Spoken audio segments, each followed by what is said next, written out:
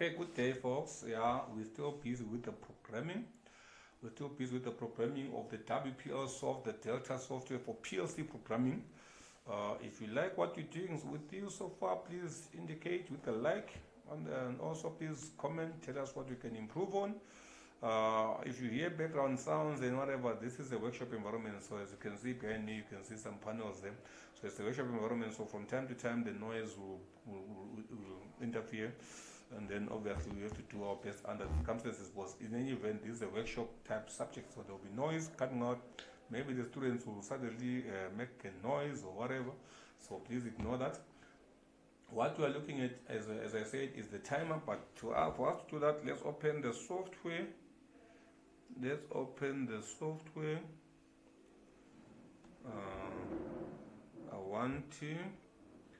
is our software on the taskbar trying to hide. Now remember the WPLSoft, and it is for the DVP02, probably PS02, probably a different one.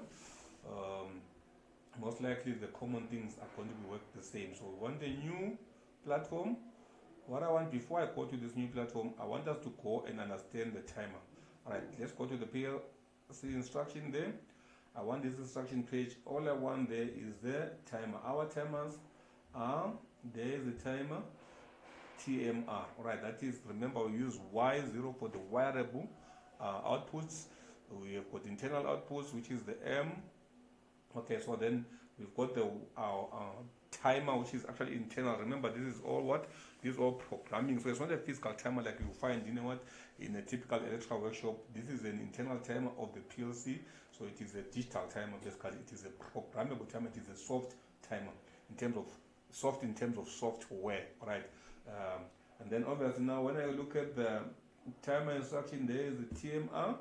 Now you can come and look at it. There is something called, I want you to understand, that is called the range. All right, the range. I want to explain this. As you can see, we've got auxiliary relays there. We've got our X, which is the inputs. We've got our Y, which is the outputs. That many points, we've spoken about this before. We've got our auxiliary relays, we've got our counters, we've got our step, everything else. But now we are interested in the timer. All right, now the timer, there's 3 resolutions. We've got one timer, not one timer, we've got timers T0 up to what? Up to T63. T0, T1, T2, T3, all the way up to 263. And those timers there are using what is called a 100 millisecond resolution. What does it mean? When we work with a timer, we first have to indicate that we are working with a timer. So we're going to say it's a TMR. So we're going to work with a TMR. I want to minimize this, but because it's on my way now. Alright, I'll do that later, because now what I want is the TMR means timer. Alright, so we normally present our timer. The instruction is, from the instruction set you can see it's TMR for timer. Then we have to say which timer are we using. We have to choose from T0 all the way up to T127. Alright, but from T0 to T63, alright, let's suppose I took timer T0. To different from the O, I'll cross it, T0. Yeah? Now that T0, it shows that T0 up to T63, they fall under what? Under a 100 millisecond resolution. What it means there is, there's a number we call a constant that we say, okay, what are we setting our timer to? We set our timer to a certain constant, alright? Now, if we look at what it means, let's suppose I set my timer T0 to 100, K100. What it means is, alright, let me not do it like that. This looks shabby. We normally put it right there, alright, K100. The constant I'm setting the timer to is 100. What does it mean? Since T0 works with a 100 millisecond resolution, it means whatever K is resolution times K give you the set time. Okay, so now if my timer was T0 and I set it to 100, all it means is the resolution in this case, it will be what? It will be 100 from T0 to T63 it's 100 millisecond resolution, so millisecond times the constant that you set it to. This means times the constant you set it to, which is 100, and that will give me my set time, which is therefore what? 100 milliseconds. All right, so that's it as 10 by 10 to the 3 by 10 to the minus 3 for the milli, 10 to the 3 being these 3 zeros, and then 10 by 10 to the 3 being these 3 zeros by minus milli means minus 3. So you can see that these will fall out, and therefore we have 10 seconds.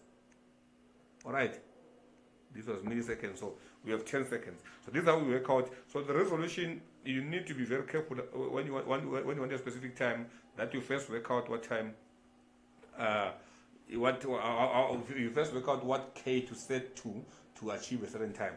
Let's look at alternative B. Alternative B is, suppose I had taken T64. Let's suppose I took T64. Let's suppose it was TMR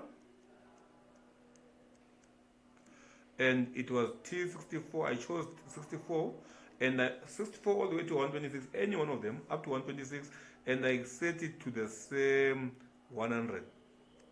What this would mean would be something different, because as you can see, T64 to T126 are set at a 10 millisecond timer, a 10 millisecond resolution, sorry.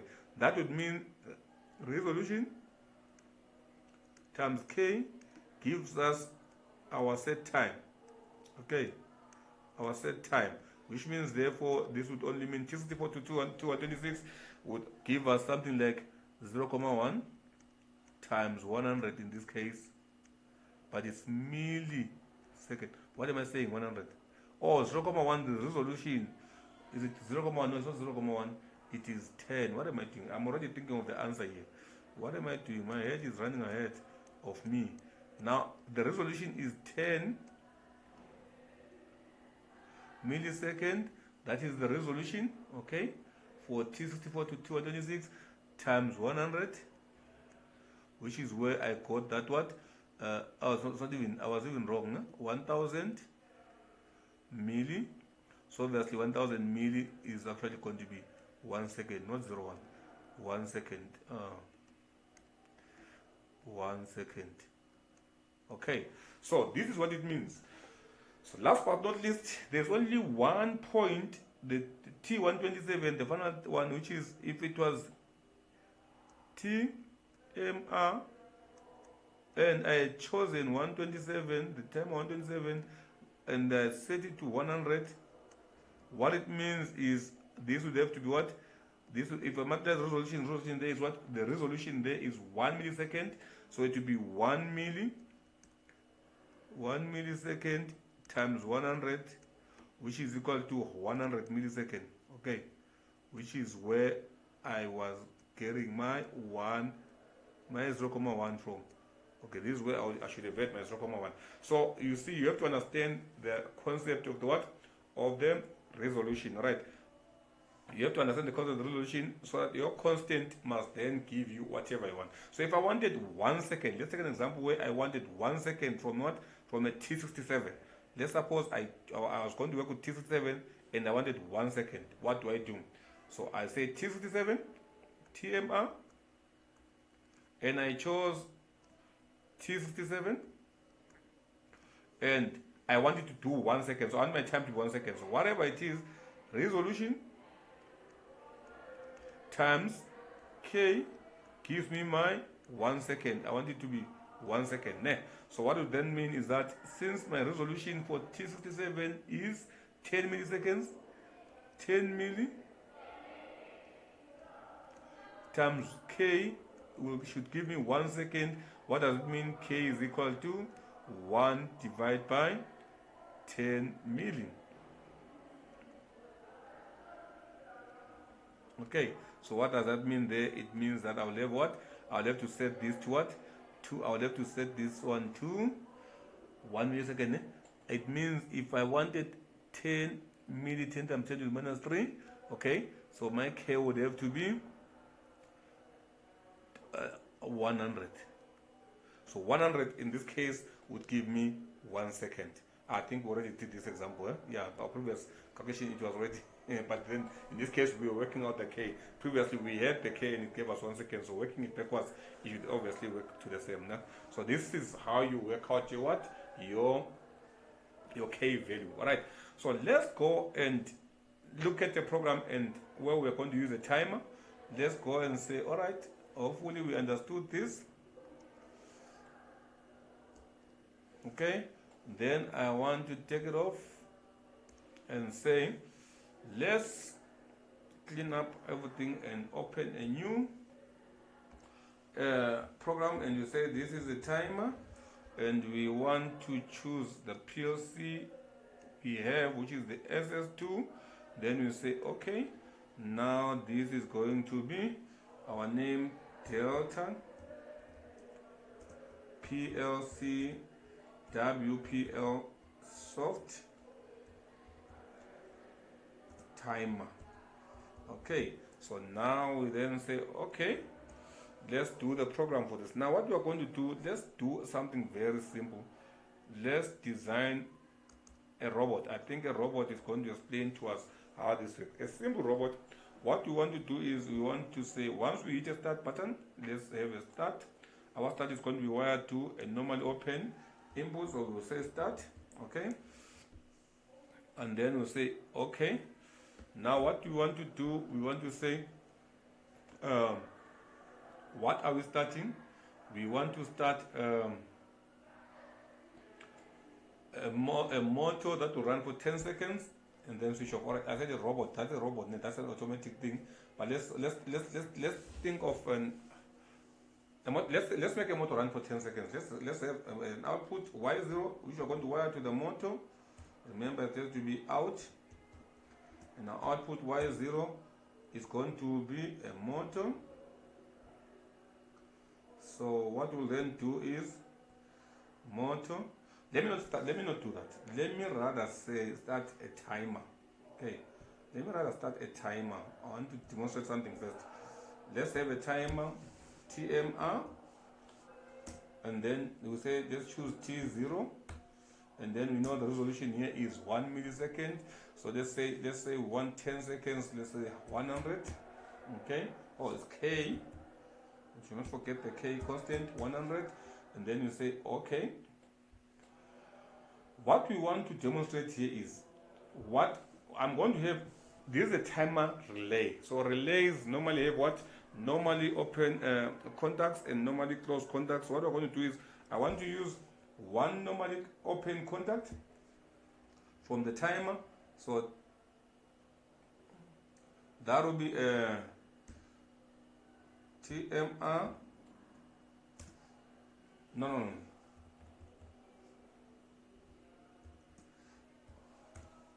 Okay, I load T0. I want a normal thing, a contact here. So I use the same that I do there. The instruction that I use here is load T0.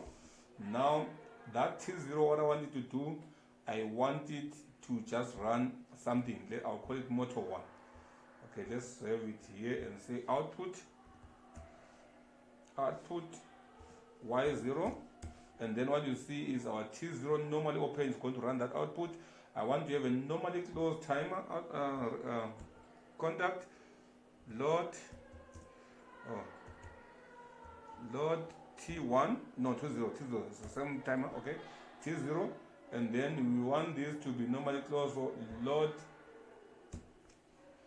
LTI rather, okay, T0, and then it's going to give us a normally closed timer contact, and that we want that one to run our output Y1. What we want to demonstrate here is very simple.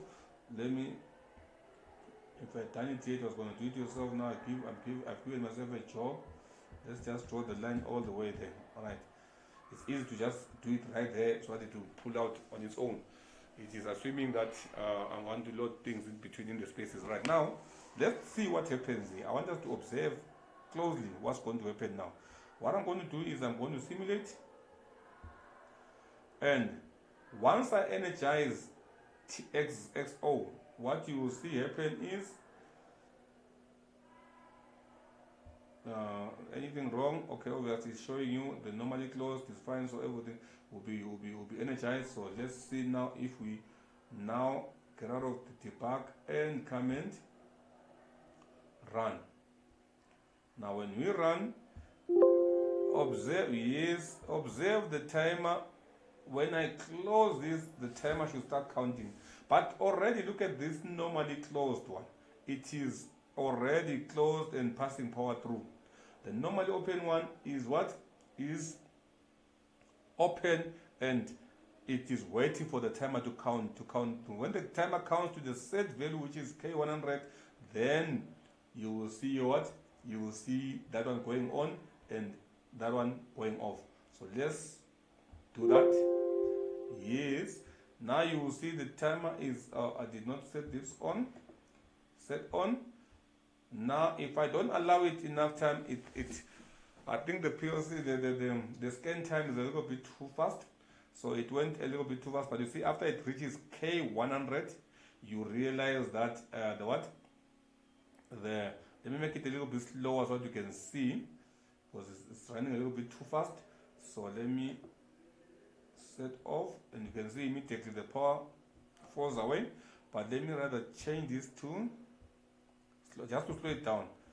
On the physical PC, it will run properly, but here the scan time is a little bit too fast. So, I'm on simulate mode. I can't change anything. I must first go to. All right, now I must first go back to edit mode. Now I can go back to simulate mode, and then compile the program. Yes, okay.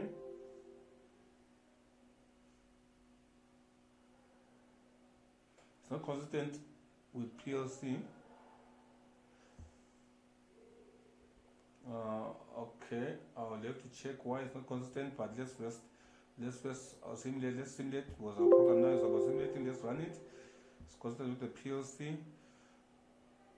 Now, if you see now when I set this on, now you see it's counting a little bit slower. It's going to take time to get to it. It should have counted like this up to 100. It was a little bit fast. Yeah, you see now the scan time is much better.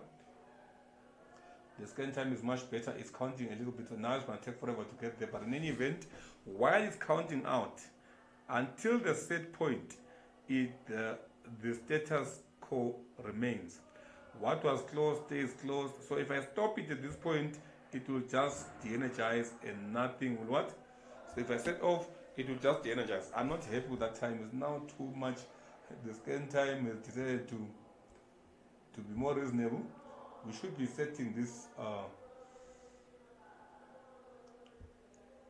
Let me change that back to 100. Okay. Now let me run it. Okay, debug that. We're happy. Come and run that. Let's run. Yes, I want to run. Now, what you'll notice is that I need to hit the start because it's not energized. The timer is not energized. Now I energize the timer. If I allow it, it runs too fast. Now the scan time is just failing me. All right, let me do this. Go to program mode.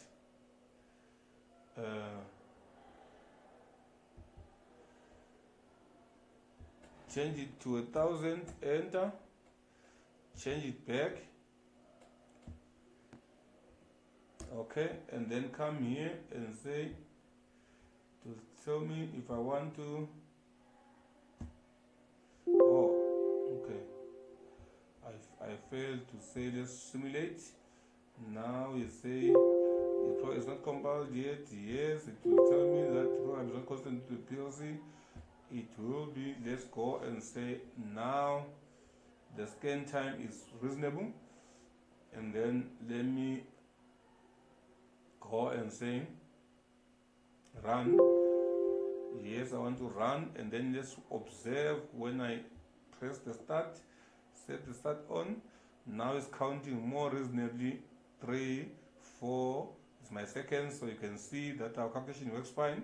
And then we'll come to, after 10 seconds, what has happened is that it then, when it reaches the set point, it then triggers the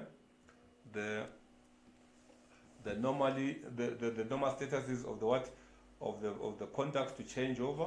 What was normally closed broke. What was normally open, what is normally open then closed. All right, this is basically the basic operation of the timer. I am not happy because I want to be frank, I have not used this specific PLC in a while, so I need to look at some things that I can't remember where to set the thing. I'll look at it, and I'll come back and do a video on it. I can't remember where to set this scan time. I don't want it choosing a scan time for me. I want to be able to select that scan time, because you can set it with other PLCs. With most PLCs you can set it. I'm sure with this one you can set it as well. So we'll look at that at a later stage. For now, what I was interested in is the operation of the timer. As you can see, this K100, this 100 determines the duration of the set point. It determines the set point. So it is, how do you do it? You use the resolution from T0 to T63, resolution being 100. So it will mean 100 milliseconds times 100. It will give us the 10 seconds what we can to get, unless your scan time is going crazy on you, like it was going crazy on us. So what I'll do is, this is how basically what we have done here is we have actually caused a situation where this is an on delay timer. When you activate, the timer counts out before it can activate. So this program uses an on delay type timer. Okay, because now if I energize set off, it actually falls off same time. All right, so if I energize, the timer does not respond until the set time. As you can see, nothing changes with the contacts until it is counted out. Then you see them changing. Now they changed after it is counted. So what is this? It's a delay on type operation. All right, it's an on delay operation. So I hope, if this is not clear, I don't know, I'll probably